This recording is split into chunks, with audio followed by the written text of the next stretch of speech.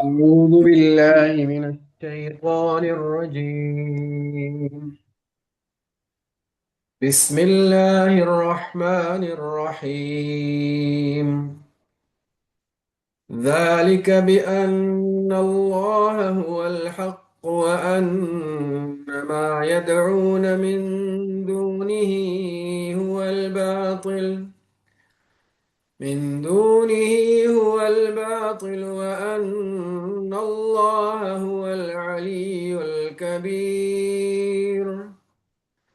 ألم تر أن الله أنزل من السماء ماء فتصبح الأرض مخضرة.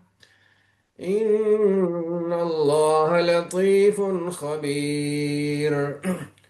له ما في السماوات وما في الأرض وإن الله لهو الغني الحميد.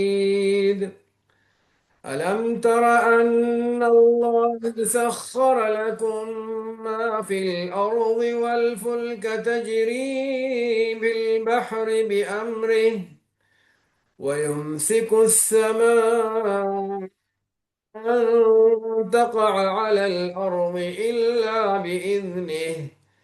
إن الله بالناس لرؤوف رحيم. وهو الذي أحياكم ثم يميتكم ثم يحييكم. إن الإنسان لكفور. لكل أمة جعلنا منسكا هم ناسكوه فلا ينازعنك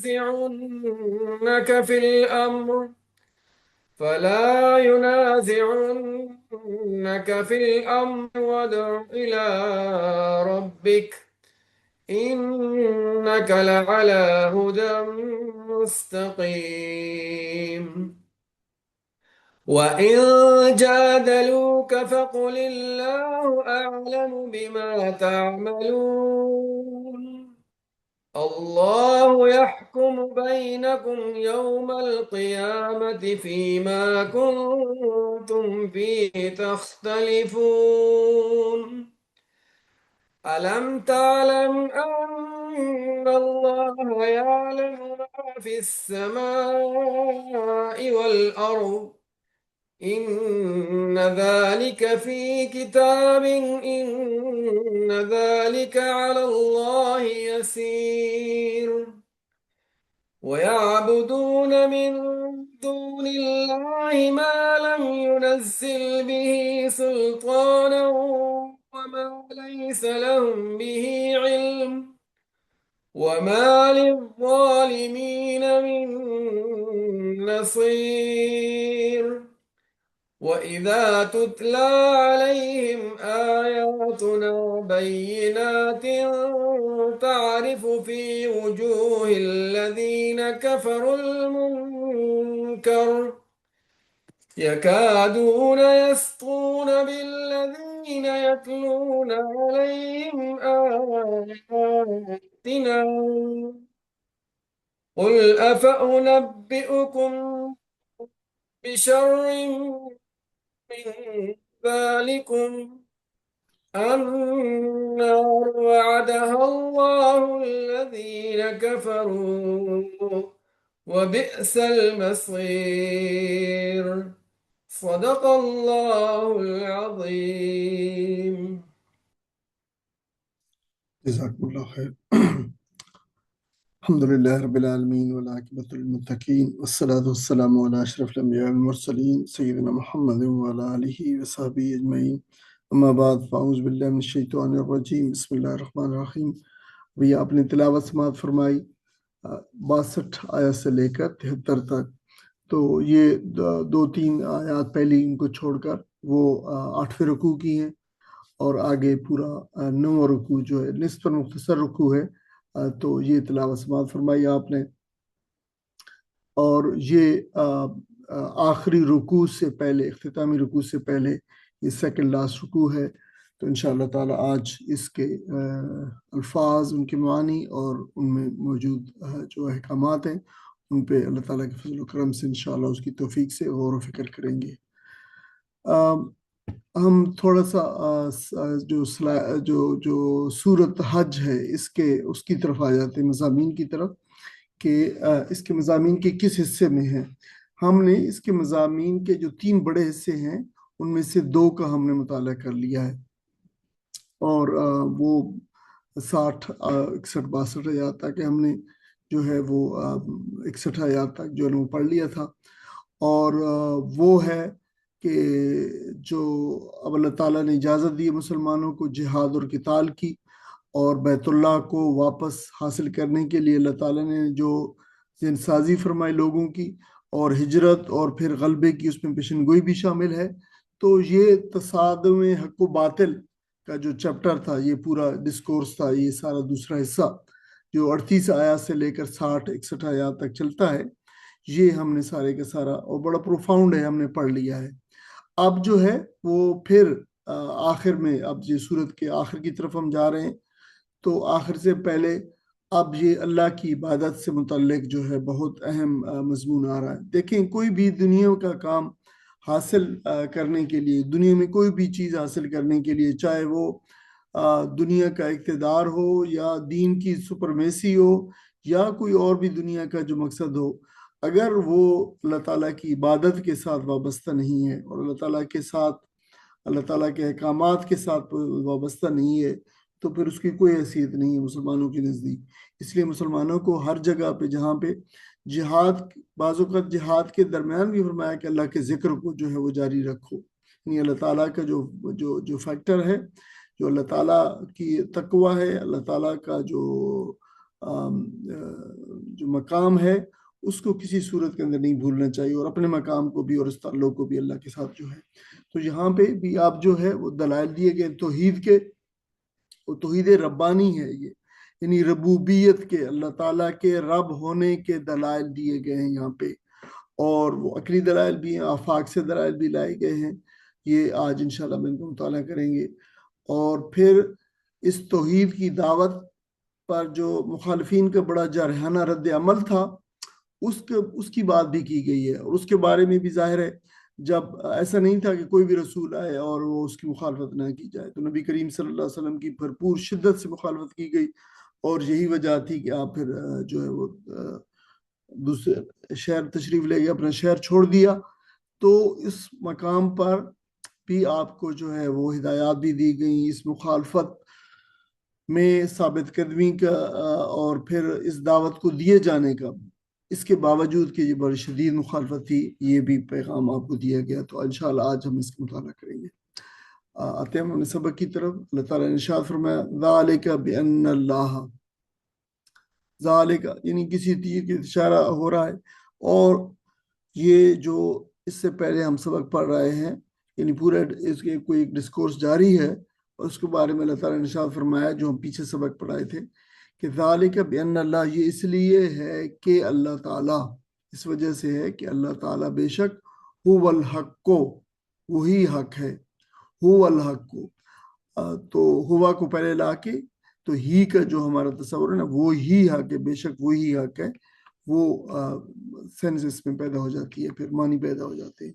وَأَنَّا، اور یہ بھی، اور یہ کہ، یعنی یہ بھی اس لیے کہ ما یدعون، ما وہ جو، یدعون جسے وہ پکارتے ہیں، تو یہ اس لیے بھی ہے کہ وہ یہ جو پکارتے ہیں، دا یدو دعوتن پکارنا، من دونی ہی، دون جو ہے چھوڑنے کو کہتے ہیں، علاوہ، سوا کو، اس کے سوا، یعنی اللہ تعالیٰ کے سوا، هو الباطل، وہ سارے کا سارا باطل ہے، یعنی وہ سارے کا سارا جو باطل ہے، یہ اللہ تعالیٰ کی جو ہے توحید بیان ہو رہی ہے، اس کا حق ہونا، معبود حق ہونا بیان ہو رہا ہے، اور یہ بھی ساتھ بتایا جا رہا ہے کہ جو بھی اس کے سوا کوئی اس کو پکارے گا کسی اور کو تو وہ باطل ہے۔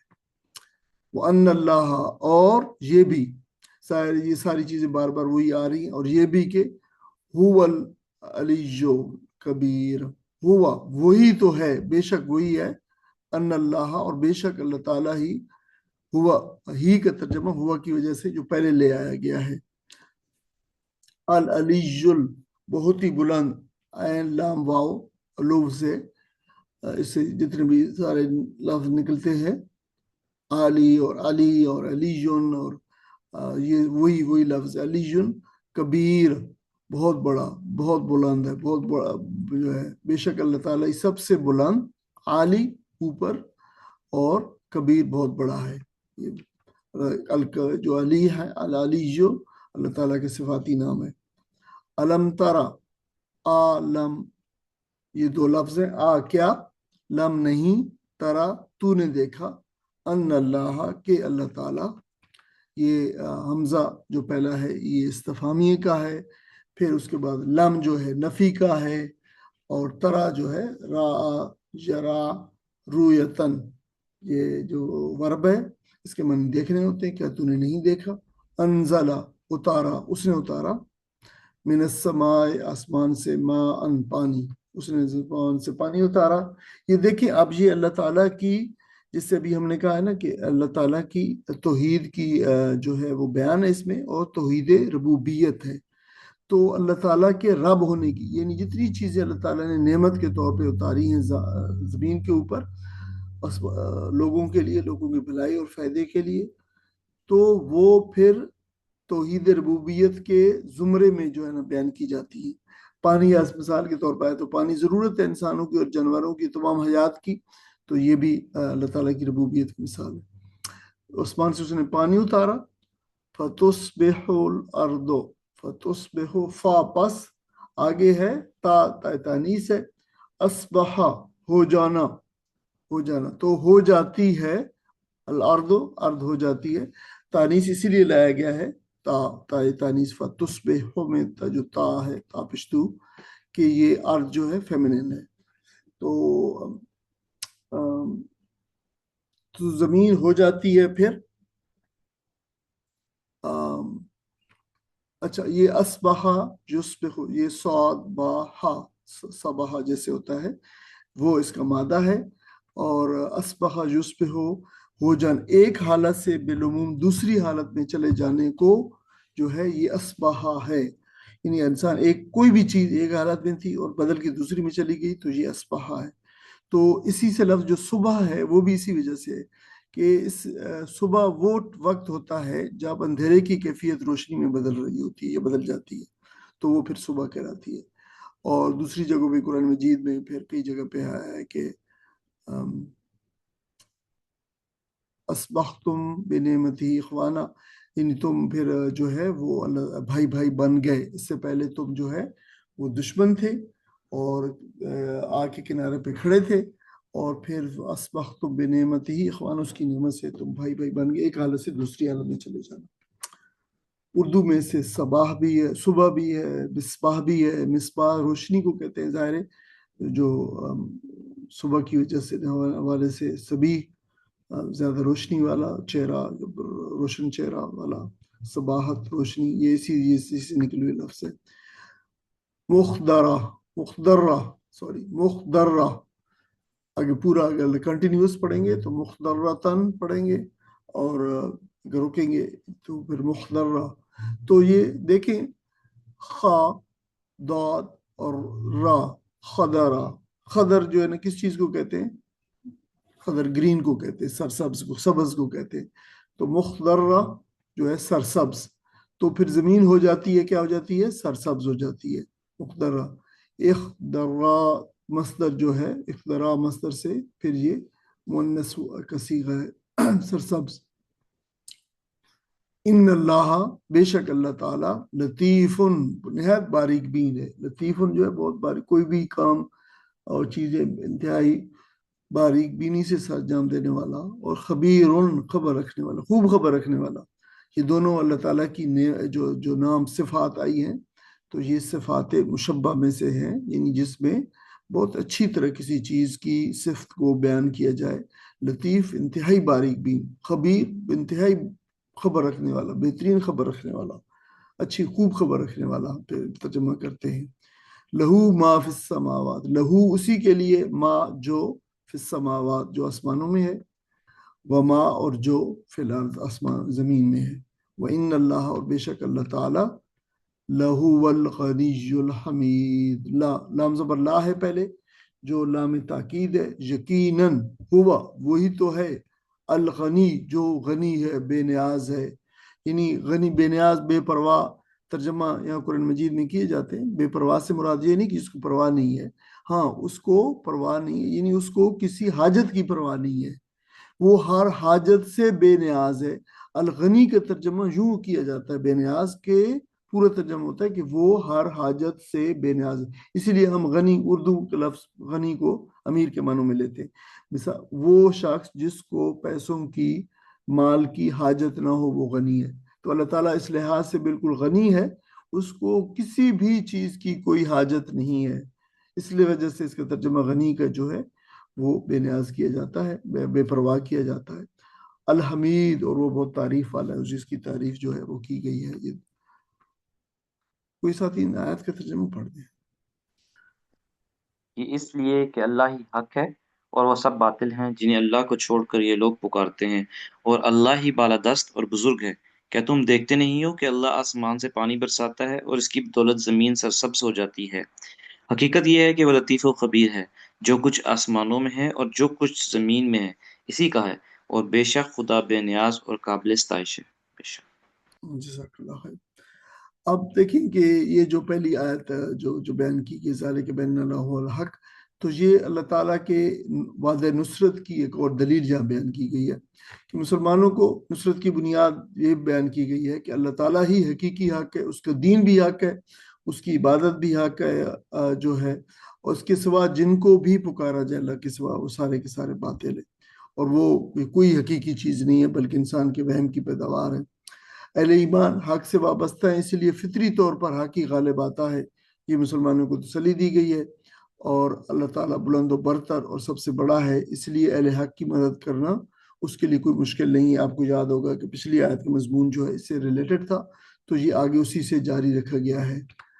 تو آگے فرمایا دوسرے کہ اس میں پھر یہ جو اللہ تعالیٰ کی نصرت آئے گی، اس لیے کہ یہ مسلمان اللہ تعالیٰ کے جو دین ہے، دین حق، اس کی سربلندی کے لیے جو ہے کام کر رہے ہیں، اور اس کی سربلندی کے لیے ہی جو ہے وہ یہ ساری مصیبتیں جھیل رہے ہیں، اور تو پھر اللہ تعالیٰ کی ان پہ نصرت جو ہے وہ آئے گی ان کے لیے۔ اس کی تائید میں اللہ تعالیٰ نے جو ہے وہ شہادت لائی ہے کہ کفار مسلمانوں کی کمزوری جو بظاہر تھی اس وقت، جو ان کے حالات تھے، اس کو دیکھ کے یہ ناممکن سمجھتے تھے کہ کوئی اب ان کی کوئی جو ہے مدد کرے گی، یا یہ ڈومیننٹ ریلیجن یا اس کا نظام جو ہے یہ بڑا غالب نظام بن جائے گا۔ تو لیکن اللہ تعالیٰ اپنی قدرت کی نشانیاں دکھاتا ہے، وہی رب ہے۔ اس نے فرمایا کہ جو آسمان سے پانی بھیجتا ہے، تم دیکھتے ہو کہ زمین خشک اور بنجر پڑی ہوتی ہے اور پھر سرسبز و شاداب ہوتی ہے، اور یہ بالکل عرب کے جو کلچر تھا جس میں خشک سالی اور پھر بارش اور اس کے بعد کے جو منظر ہے، اس سے عرب بڑے خوب واقف تھے۔ تو اس لیے اس کے لیے اب کمزور مسلمانوں کو قوت اور غلبہ دینا کیا مشکل ہے۔ اب دیکھیں گے جو زمین کو بالکل بنجر اور بے آباد، بے آب و گیا زمین کو جو ہے لہلہاتے کھیتوں کی طرح بدل سکتا ہے، تو اس کے لیے کیا مشکل ہے۔ اللہ تعالیٰ انتہائی لطیف ہے اور خبیر، اللہ تعالیٰ جانتا بھی ہے حالات کو بھی، اور اللہ تعالیٰ کس طریقے سے بالکل بے محسوس طریقے سے جو کام کرتا ہے جو ہے وہ اس سے وہ اس بات میں پوری طرح قابل ہے کہ وہ اللہ تعالیٰ مسلمانوں کی مدد فرمائے، اور اللہ تعالیٰ اس قابل ہے، اور وہ اس نے تمہیں دکھایا ہے کہ وہ دیکھو اس کی یہ قدرت ہے، تو یہ بالکل عین ممکن ہے، اور یہ جو ہوگا کہ اللہ تعالیٰ ضرور نصرت فرمائے گا مسلمانوں کی۔ اور پھر قریش کی جو تنبیہ بھی کی گئی ہے کہ دیکھو زمین اور آسمان کی ہر چیز اس کی ملکیت میں ہے اور سب کچھ اس کے اختیار میں ہے۔ انسان کو جو بھی تھوڑی سی آزادی ملی ہے اور وہ آزمائش کے لیے ہے، بے حساب خود مختاری کے لیے نہیں ہے کہ انسان جو ہے بہت بڑا دنیا کے اندر جو ہے وہ ہر چیز کے مختار کل بن جائے، ایسا نہیں ہے۔ اور بہرحال ہر شخص کو اللہ تعالیٰ کے حضور اپنے اعمال کی جواب دینا ہے، اس لیے اللہ ہی جو ہے وہ بے نیاز ہے، اور انسان ہر لمحہ اس کا محتاج ہے، اور وہ خود اپنی ذات میں خود محمود ہے، چاہے اس کی کوئی حمد کرے یا نہ کرے۔ یعنی یہ لوگوں کو بتایا جا رہا ہے جو انہیں مان کے نہیں دے جا رہے کہ اس سے اللہ تعالیٰ کو کوئی فرق نہیں پڑتا، وہ خود بے نیاز ہے، وہ خود غنی ہے، وہ خود جو ہے محمود ہے، اس کو کوئی اس سے فرق نہیں پڑتا، لیکن تمہیں جو ہے وہ فرق پڑے گا یقینی طور پر اگر نہیں مانو گے تو۔ آگے فرمایا علم ترى ان اللہ، وہی لفظ آ گیا علم ترى، کیا تو نے نہیں دیکھا، ان اللہ کہ اللہ تعالیٰ سخر لکم، سخر مسخر کیا ہے، لکم تمہارے لیے، ما اس کو جو فی الارض جو زمین میں، یعنی اللہ تعالیٰ نے تمہارے لیے مسخر کر دیا ہے، والفلک، والفلک فلک جو ہے بہت کئی مرتبہ مطلب بے شمار مرتبہ پہلے آ چکا ہے، کشتیوں کے لیے، تجری جو چلتی ہیں جاری ہوتی ہیں، یعنی اور کشتیوں کو جو جاری ہوتی ہیں جو چلتی ہیں، فلک جو ہے یہ بالعموم پلورل کے لیے، اگرچہ یہ واحد کے لیے بھی یہی آتا ہے، اگر کوئی کانٹیکس واحد کا ہو تو یہ واحد کے لیے بھی، یہ مذکر مؤنث واحد جمع سب کے لیے ایک ہی لفظ آتا ہے، اس کو کوئی بدلتی نہیں ہے۔ تو کشتیوں جو کہ چلتی ہیں، تجری فی البحر سمندر میں، بے امر ہی اس کے حکم سے، تو اس کے حکم ہی سے چلتی ہیں، تو اس سے مراد ہے کہ ظاہر ہے کہ سمندر کو اللہ تعالیٰ نے حکم دے رکھا ہے کہ کشتیوں کو پانی جس کو نہ ڈبوئے، ان کو جو ہے اوپر چلائے، یہ مسخر کرنا ہے، تو یہ اللہ تعالیٰ اس کے اذن سے، اس کے امر سے، یہ اس کے حکم سے، یہ بات اس میں بتائی گئی ہے۔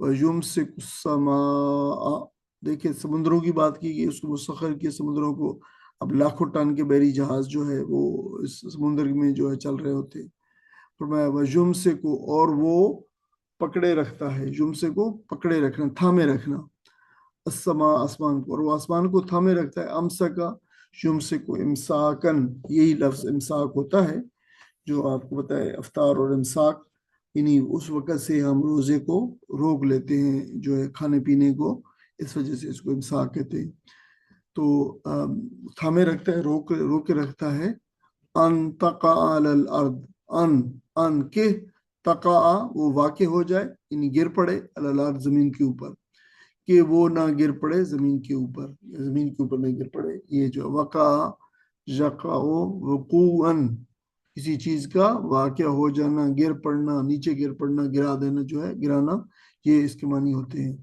الا باذنی، مگر اس کے حکم سے، ان اللہ، بے شک اللہ تعالیٰ، بالناس، اللہ تعالیٰ لوگوں پر، لوگوں کے ساتھ، اس کا مطلب ہوتا ہے لوگوں پر، لرؤوف الرحیم، لرؤوف، دیکھیں صرف یہی خالی نہیں فرمایا رؤوف الرحیم، اس کو بڑی تاکید سے بیان فرمایا، لرؤوف الرحیم، لام تاکید آیا ہے کہ یقیناً اللہ تعالیٰ بہت بڑی شفقت کرنے والا ہے، رؤوف جو ہے رافتن جو اس کا مصدر ہے، اسے صرف مشبہ ہے، بہت شفقت کرنے والا ہے، یعنی اور رحیم، اور بہت رحم کرنے والا ہے، یہ بات بتائیے گی، هو الذی وهو الذی، اور وہی تو ہے، احیاکم، تم کو وہ اس نے احیاکم، تم کو زندگی دی، وہی تو ہے جس نے تم کو زندگی دی، احیا یحیی احیاء، احیا اردو میں استعمال ہوتا ہے جو ریوائیو کرنا، زندگی دینا، ثم پھر اس کے بعد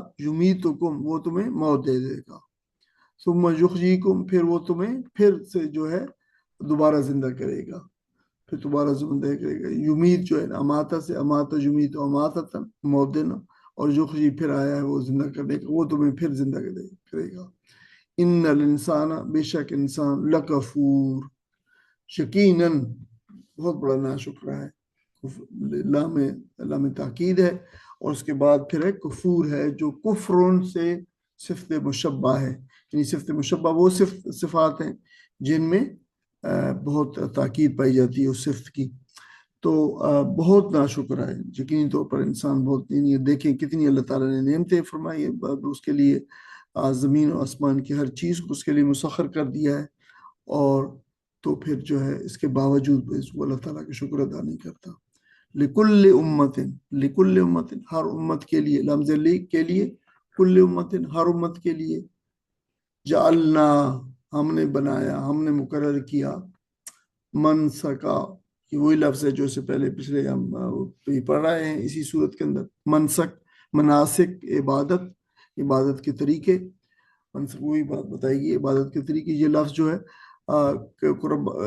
قرآن مجید کے اندر قربانی کے لیے بھی استعمال ہوا ہے، عبادت کے لیے بھی ہوا ہے، شریعت کے لیے، عبادت کا جو نظام ہے پورے کا پورا، اس کے لیے جو ہے یہ استعمال لفظ ہوا ہے، تو عبادت کا طریقہ ہم اسے کہہ سکتے ہیں یا نظام کہہ سکتے ہیں، تو اللہ تعالیٰ نے مقرر کیا عبادت کا طریقہ ہر امت کے لیے.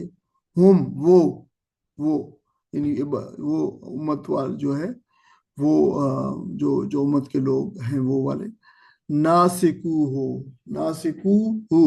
دیکھیں اب ناسکو جو یہ وہی لفظ ہے نسکا منسکا سے نسکا عبادت کرنا اور ناسک عبادت کرنے والا. یہ لفظ اصل میں تھا ناسکونا عبادت کرنے والے ہو اس طریقے کی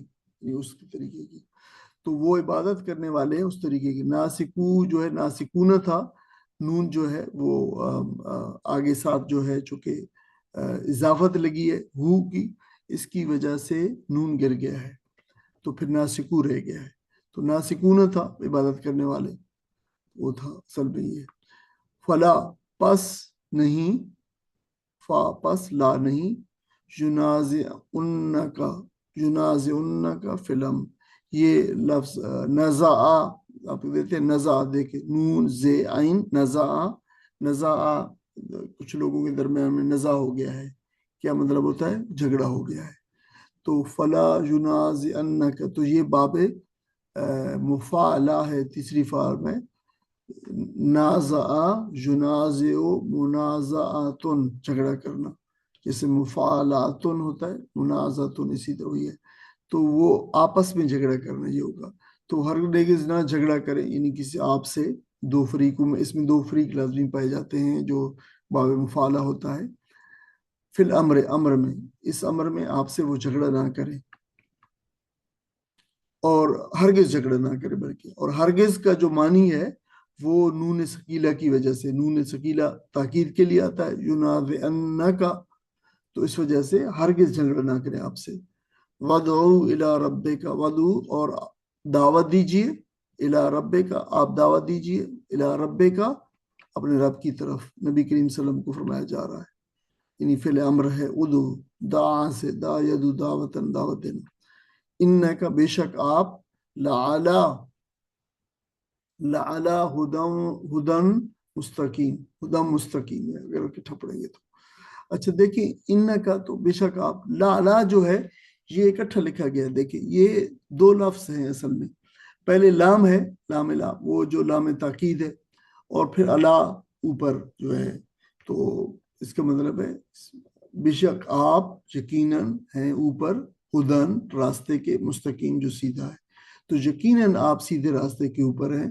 تو لا کے بارے میں جان لیں کہ یہ لام زبر لا جو لام تاکید ہے اور علا جو اس کے معنی اوپر ہوتے ہیں جو پرپوزیشن ہے حرف جار ہے یہ ان دونوں کا مجموعہ ہے تو اس کو اکٹھا لعلا لکھا جاتا ہے.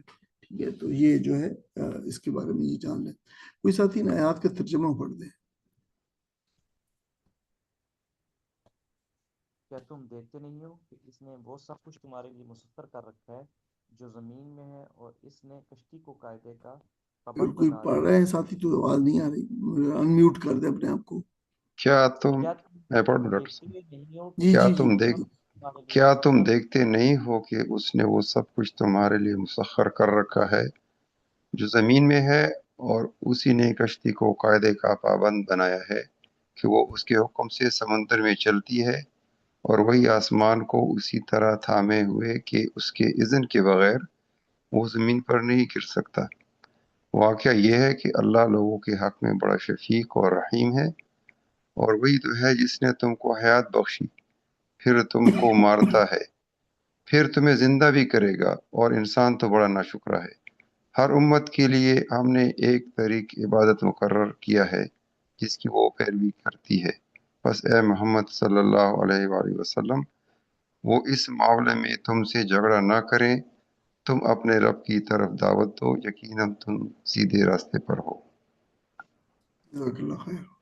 دیکھیے آپ قریش کے جو متمرد جو متکبر جو لوگ تھے ان کو جو دھمکی دی گئی ہے کہ پہلی بات بتائی گئی ہے کہ اللہ تعالیٰ نے زمین کی تمام قوتوں کو انسان کے لیے مسخر کر دیا. یہ ایک حقیقت کے طور پر یہ بات بتائی گئی لیکن وہ اصل انسان کے تابع نہیں ہے. یعنی اللہ تعالیٰ نے ان کو مسخر ان کے لیے کیا ہے. اللہ تعالیٰ نے کیا ہے وہ اللہ تعالیٰ کے حکم کی پابند ہے. اب پانی کو اللہ تعالیٰ نے حکم دیا ہے کہ وہ लकड़ी को और कश्तियों को अपने ऊपर चलाए और उसको उसमें वो ना डूबे। तो अब इंसान ऐसा नहीं करता कि अल्लाह ताला पानी को हुक्म दे और वो जो है ना ऐसा वो उनको डुबोना शुरू कर दे। तो ये इंसान की ताबे नहीं है बल्कि अल्लाह की ताबे हैं और अल्लाह ने उनको मुसख्खर किया है। ज़मीन की रोईदगी है, दरख्तों का साया है, गल्ले और फल हैं, ये सब अल्लाह की अता हैं। और किश्ती के समुंदर में तैरना भी उसी के हुक्म से, अगर वो चाहे तो पूरे इस निज़ाम को बदल सकता है, जो है एक हुक्म से धर्म बरदम सारा निज़ाम हो जाएगा। तो कुदरत इलाही और तस्खीर कायनात के बारे में ये पहली बात है जो याद रखनी चाहिए इस इन दो आयात से। दूसरी बात जो इसमें बताई गई, आसमान की हिफाजत और निज़ाम कायनात। आसमान बगैर सतूनों के कायम है और अल्लाह के इज़्न से कोई चीज़ आसमानों से और खला से, हम खला के अंदर हैं, हमारे ऊपर और नीचे बहुत ज़्यादा अजराम फल्की हैं, तो कोई भी नहीं गिरता आके टकराता नहीं है ज़मीन से। तो ये नहीं गोया थाम लेने के मानों के अंदर है कि अल्लाह ताला ने सबको थाम रखा है और उनको अपनी अपनी जगह पे रखा हुआ है। यानी ये जो अजराम फल्की गर्दिश कर रहे हैं, अगर वो आए भी सही, कोई चीज़ अगर ऐसी आए तो अल्लाह ताला ने बंदोबस्त कर रखा है कि वो फिर जल के राख हो जाती हैं। ये सब अल्लाह ताला की कुदरत और हिफाजत के इंतज़ाम है। अगर वो चाहे तो इस पूरे तवाज़ुन को बिगाड़ कर जिंदगी को नामुमकिन बना सकता है ज़मीन पर, ये भी उसके हाथ में है। देखें, ये भी उसकी रबूबियत है, रब होने के अल्लाह ताला के जो है वो दलाइल हैं।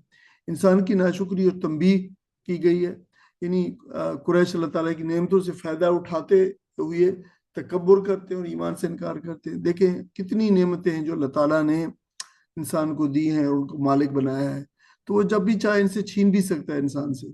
इसलिए उसके इनकार और रसूल को इज़ा देना सख्त नाशुक्री है।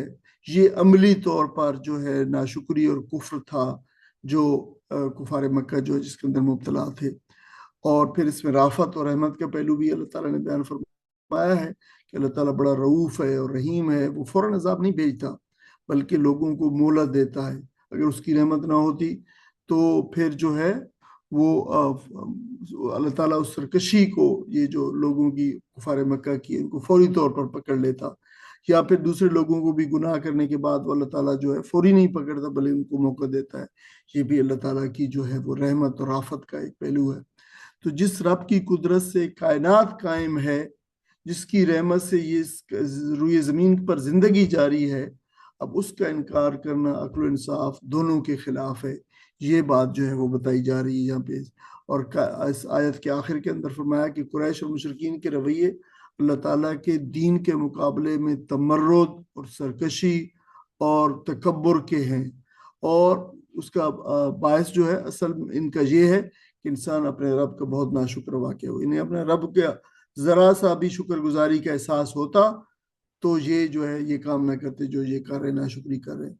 यहाँ इंसान से मुराद तमाम इंसान भी हो सकते हैं, लेकिन दरअसल कॉन्टेक्स्ट के अंदर ये खिताब कुरैश को है, तो रूई सुखन भी उन्हीं की तरह है, वही मुराद है इससे जो है। अब कुरैश और यहूद के कुछ रवैयों पर भी एतराज़ किया, इसमें यहूद भी शामिल किए गए।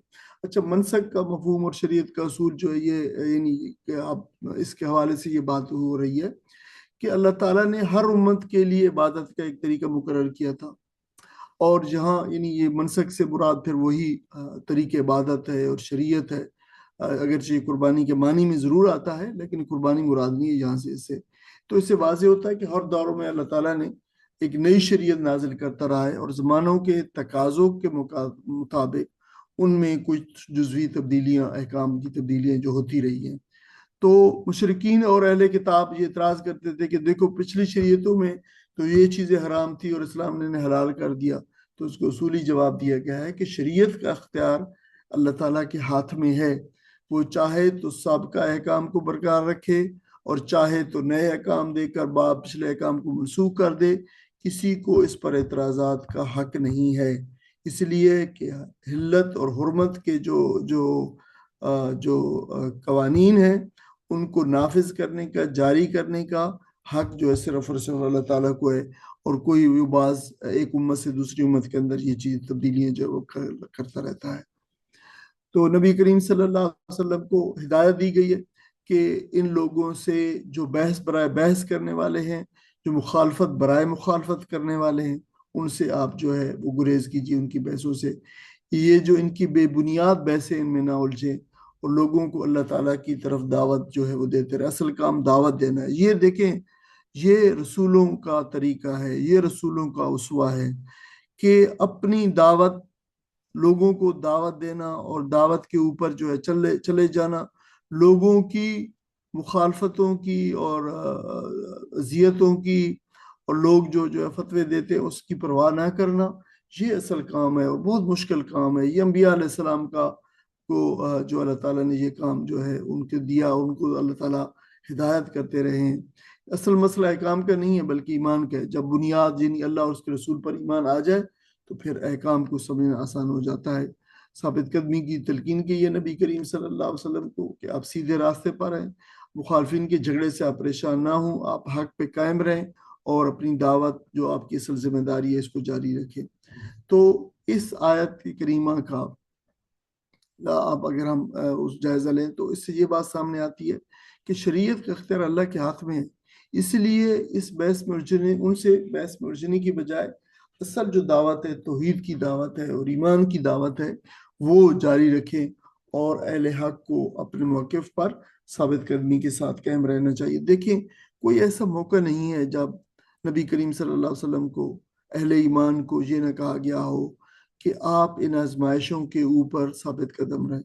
دیکھیں جب بھی آپ دین کے لیے جو نکلیں گے, کام کریں گے, اقامت کریں گے, تو مشکلات آئیں گی مختلف قسم کی, لیکن اس کا ایک ہی سبق جو ہے جو ہر جگہ پہ اللہ تعالیٰ نے نبی کریم صلی اللہ علیہ وسلم کے ساتھیوں کو دیا کہ آپ اپنی استقامت کے ساتھ حق کے اوپر قائم رہیے.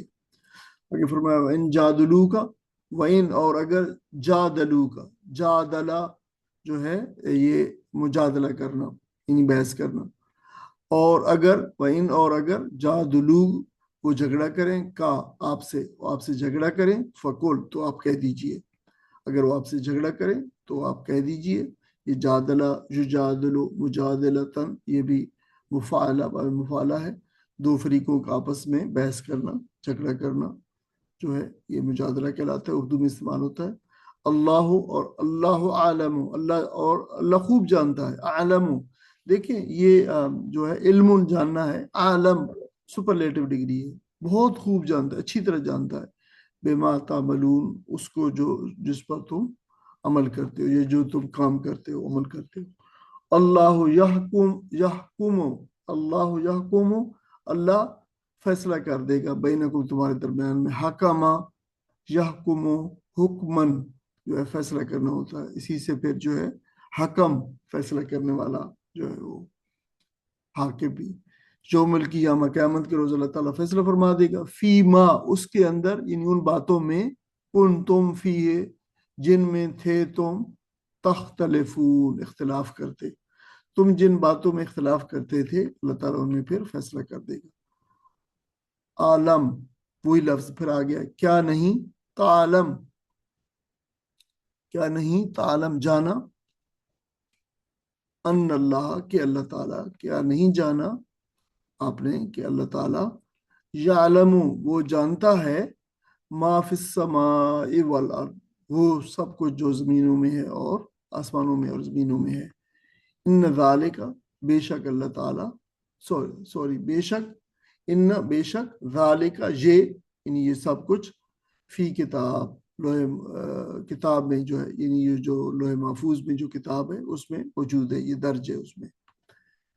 ان ذالک بے شک یہ اللہ یسیر اللہ تعالیٰ کے اوپر آسان ہے.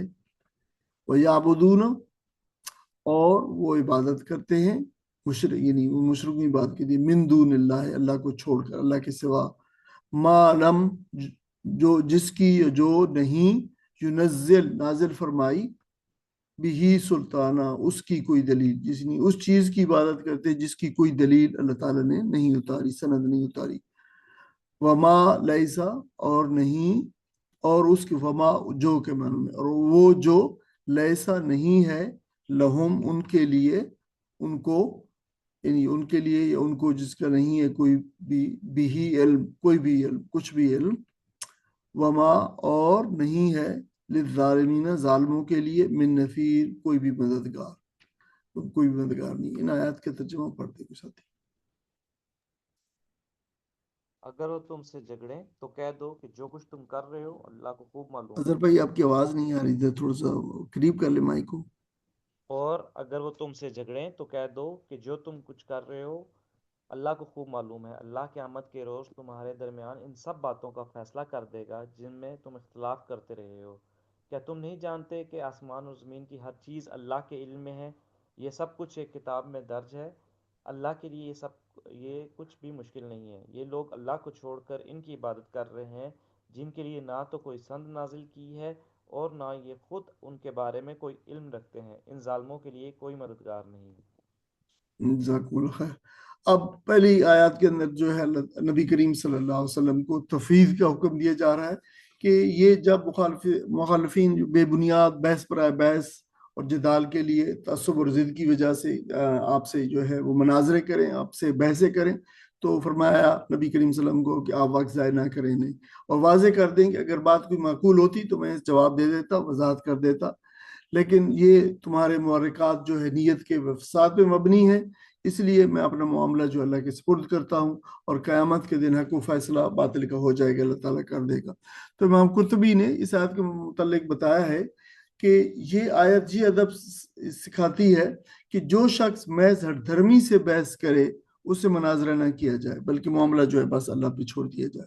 قریش پہ سخت عتاب جو ہے وہ آیا ہے اس آیت کے اندر، بظاہر جو ہے یہ نبی کریم صلی اللہ علیہ وسلم خطاب ہے، لیکن اصل تنبیہ قریش کو اور مشرکین کو کی جا رہی ہے، اور انہوں نے متنبہ کیا جا رہا ہے کہ جو سازش اور ظلم تم کر رہے ہو اللہ ان کے ہر عمل اور ہر نیت سے باخبر ہے۔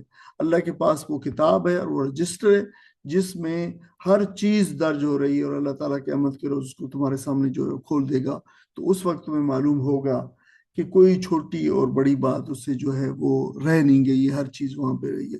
جس حساب اور سزا کو محض وہم سمجھتے تھے وہ حقیقت بن کر اس روز ان کے سامنے آ جائے گی، اور اللہ کے لیے ہر عمل کا محفوظ رکھنا اور اس کا حساب لینا بہت آسان ہے اللہ تعالیٰ کے لیے، اور اس وقت انہیں پتہ چلا، انہیں علم ہوگا کہ اللہ کی قدرت کا اگر انہیں ادراک ہوتا دنیا کے اندر تو پھر وہ یہ سرکشی اور غفلت کا راستہ اختیار نہ کرتے۔ یہاں پہ ایک غلط فہمی کا ازالہ بھی کیا گیا، مشرکین نے بتوں اور جنوں اور فرشتوں کو اپنا سہارا بنا رکھا تھا، اور یہ گمان کرتے تھے کہ یہ جو قیامت کے روز ان کے ہاں اللہ کے ہاں جو ان کی سفارش کریں گے اور انہیں جو ہے عذاب سے بچا لیں گے۔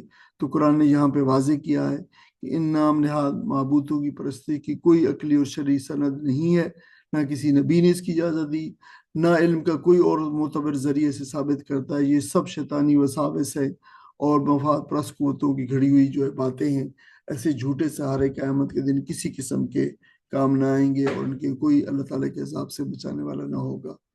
پھر یہ فرمایا کہ وَإِذْ تُتْلَىٰ عَلَيْهِمْ، تُتْلَىٰ تلاوتن سے پیسے وائس ہے، جب تلاوت کی جائے ان پر، یتلو تلاوتن تلاوت کرنا، اور تتلا پھر فعل مجہول ہے، آیاتنا ہماری آیات، بینات جو کھلی اور واضح ہیں، تعرف فی وجوہ، تعرف تا پہلا تا جو وہ ہوتا ہے سیکنڈ پرسن والا ہے، تعرف تم پہچان لوگے، فی وجوہ ان کے چہروں میں تم پہچان لوگے، یہ عرفہ یا عرف عرفان و معرفہ تن پہچان، الذین کفروا جن لوگوں نے کفر کیا، والمنکر ان کی ناگواری، الذین کفروا جن لوگوں نے کفر کیا، المنکر ناگواری، یعنی جنہوں نے ان کے چہروں پر جنہوں نے کفر کیا ان کے چہروں پر تم پہچان جاؤ گے ناگواری، یعنی ناگواری کے آثار۔ یکادون وہ قریب تھے۔ اچھا، جس سے پہلے میں بتا چکا ہوں کہ یہ لفظ جو قادہ یقادو جو لفظ ہے یہ اس معنوں میں آتا ہے کہ کسی لفظ کا کوئی ابھی عمل کام ہوا نہ ہو اور کوئی عمل جو ہے ہونے کے قریب ہو، قادہ یقادو، تو پھر وہ وما کادو وہ تھا فَاسْبَحُوهَا وما کادو یفعلون، یعنی بالآخر اللہ تعالیٰ نے فرمایا جب انہوں نے گائے ذبح کر دی تو فرمایا کہ فَاسْبَحُوهَا پس انہوں نے گائے ذبح کر دی، وما کادو یفعلون لگتا نہیں تھا کہ وہ ایسا کرنے والے، تو جو ہے یہ پھر معنی اس کے ہوتے ہیں کادو۔ تو کادو قریب تھے وہ، یستونا کہ وہ حملہ کر دیں، جھپٹ پڑے، وہ قریب ہوتے ہیں یا وہ قریب تھے کہ وہ جھپٹ پڑے حملہ کر دیں. قادہ یکادو قودن قریب ہونا. اور یہ جو اچھا یہ ان پہ کی بات ہو رہی ہے کہ جو لوگ قرآن مجید جو ہے وہ پڑھتے ہیں، یہ منکر لوگ جو ہے، کافر لوگ جو ہے، یہ بہت قریب اس بات کے تھے کہ ان پہ جھپٹ پڑے اور حملہ کر دے. تو یہ اس کی بات بتائی جا رہی ہے. لفظ یستون چونکہ پہلی دفعہ آیا تو اس کو دیکھ لے. سین تا واو، یہ ستا یستو ستون و ستوتن. دیکھو تو دیکھیں یہ اردو، یہ جو مصدر ہے ستوتن، یہ اردو میں استعمال ہوتا ہے ایز اٹ از ستوت، یہ جو ہم کہتے ہیں. اچھا اس کا معنی جو ہے حملہ کرنا ہے عربی میں اندر، ٹھیک ہے. لیکن یہ محض جسمانی حملہ نہیں ہے، بلکہ طاقت، روب اور اقتدار کے اظہار کے لیے جو کام ایسا کیا جائے تو پھر وہ حملہ کرنا جو ہے ستا یستو ہے یا یہ ستوا ہے، جس میں اس بات کا اظہار ہو کہ دے آر سم تھنگ، ان کا اقتدار ہے، ان کے پاس قوت ہے، ان کے پاس روب ہے، یہ ساری چیزیں. تو اسی وجہ سے پھر اردو میں جو لفظ ستوا استعمال ہوتا ہے، ستوت، اس میں روب، دبدبا، اقتدار کے جلال، طاقت کا سر، یہ سارے ستوت. آپ کو پتہ ہے کسی بادشاہ کی یا بالعموم کسی اقتدار کی، کسی ملک کی، کسی کوئی بھی جو ہوتی ہے کوئی امپائر ہے مثلا، تو ان کی اس حوالے سے جو ہوتی ہے تو یہ اس کے اندر اقتدار اور طاقت اور روب اور دبدبہ کے معنی لازمی طور پر پائے جاتے ہیں، جس میں وہ یعنی وہ قریب تھے کہ یہ لوگ اپنی اقتدار اور طاقت کے نشے میں حملہ کر دیں. یعنی یہ بات اس میں مراد یہ ہے. بالذین، ان لوگوں پر، یتلون، جو تلاوت کرتے ہیں، علیہم، ان پر، آیاتنا، ہماری آیات. یعنی یہ لوگ صحابہ کرام رضوان اللہ علیہم اجمعین کی بات ہے کہ یہ ان پہ قرآن پر تلاوت کر بتاتے تھے یہ قرآن نازل ہوا ہے، تو وہ لوگ قریب تھے کہ ان پر حملہ کر دے. قل، آپ کہہ دیجئے، افا انبئکم، دیکھیں افا انبئکم 4 الفاظ ہے.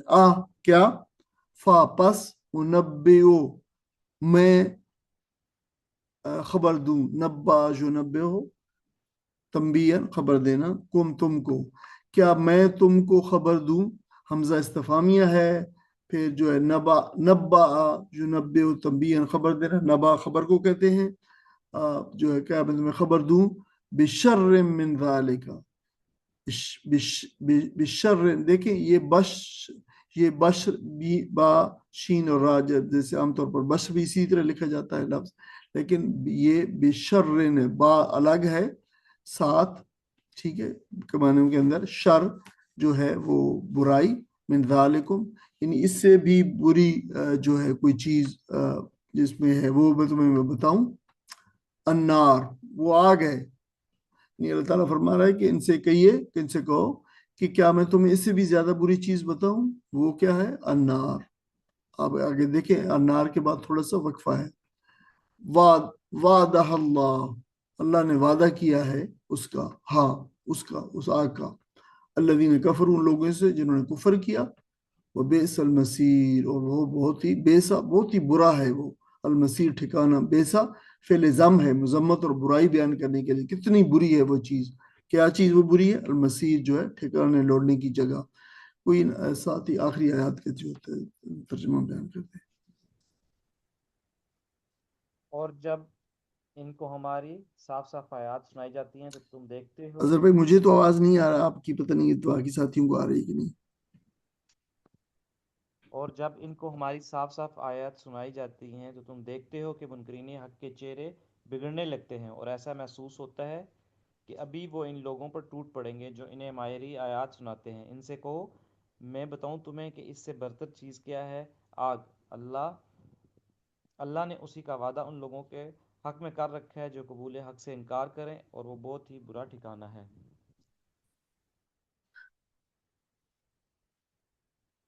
جی جزاک اللہ خیر.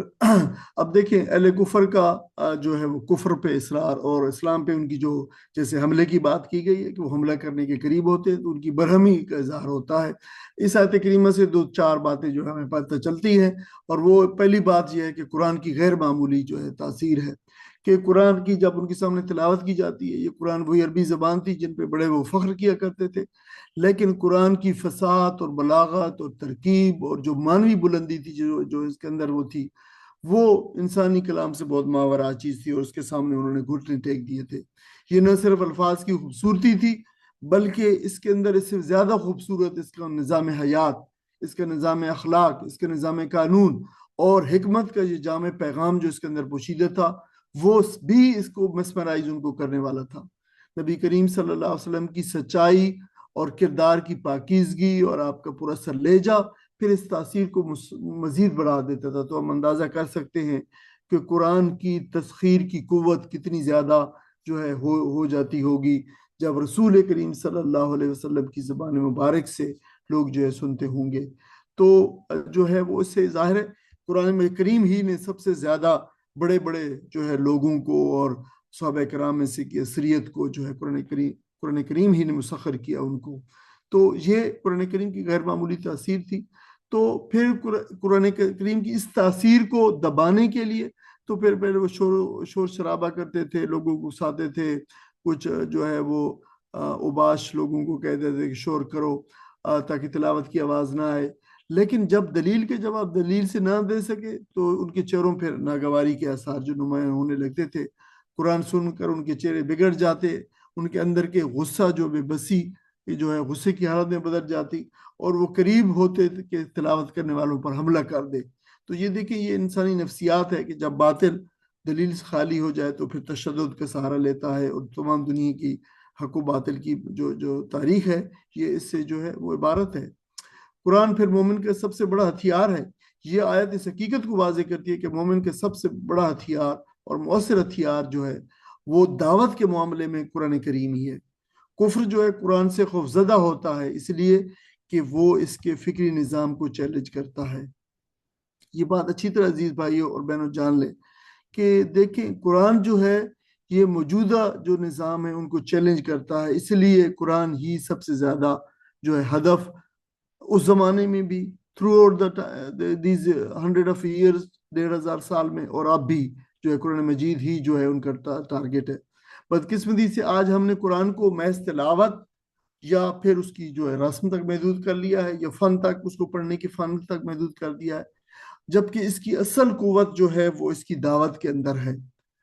تو اہل کفر کے بارے میں بھی جو ہے اہل کفر کی حقیقت بھی جو ہے کھول کے بیان کر دی گئی ہے کہ ان کی رواداری کا دعویٰ اور عملی تضاد۔ دیکھیں کفر کے جو علمبردار ہیں چاہے اس زمانے میں موجود تھے اور چاہے آج کے زمانے میں ہیں، یہ اپنے آپ کو جو ہے رواداری کا اور آزادی اظہار کا، فریڈم آف سپیچ کا اور وسعت نظر کا علمبردار ظاہر کرتے ہیں، اور ہم بڑے جو ہے وسیع القلب ہیں، اور اس کے علاوہ دوسرے جو ہے یہ مذہبی لوگ بڑے تنگ نظر ہیں اور یہ رجعت پسند ہے۔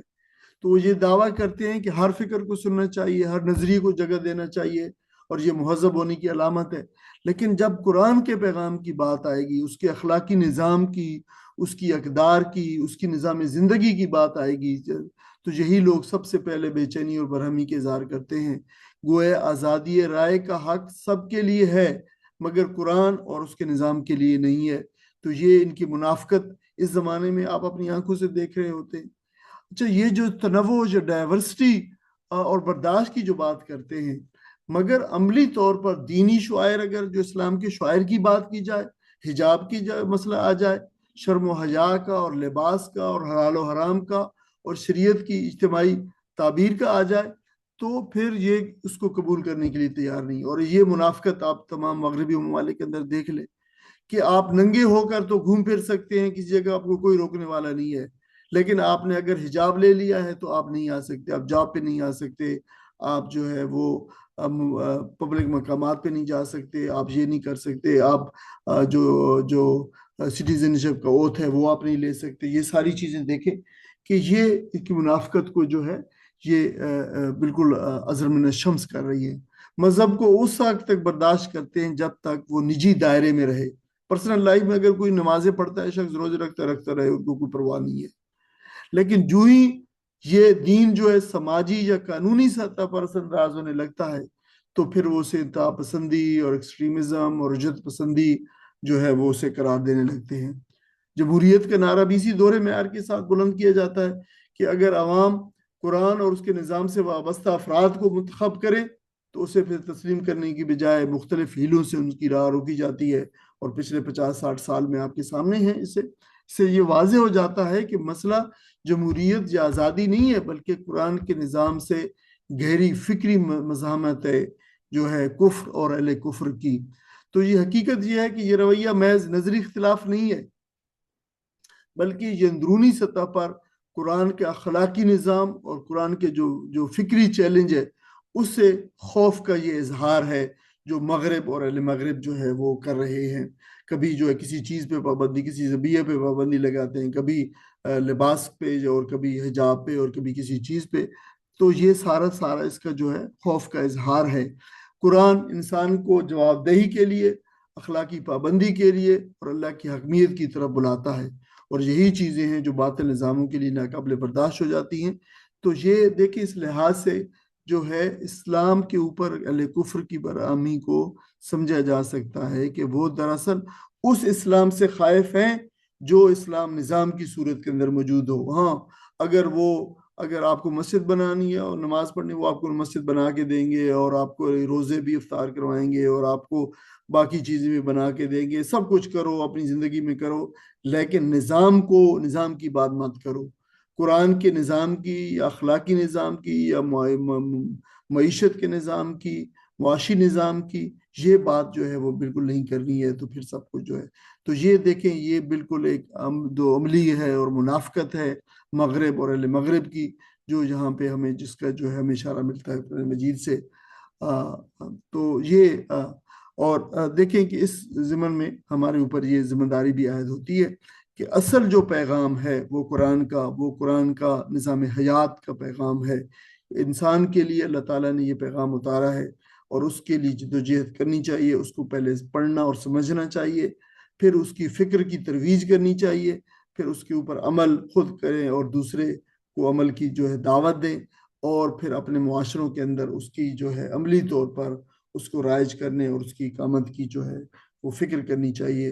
اللہ تعالیٰ ہمیں اسی نظام اور قرآن کے نظام کی جو اس نے اپنے رسول صلی اللہ علیہ وسلم پر اتارا، اس نظام کی اقامت کرنے کی توفیق عطا فرمائے. آمین. وآخر دعوانا الحمدللہ رب العالمین. وجزاکم اللہ خیر.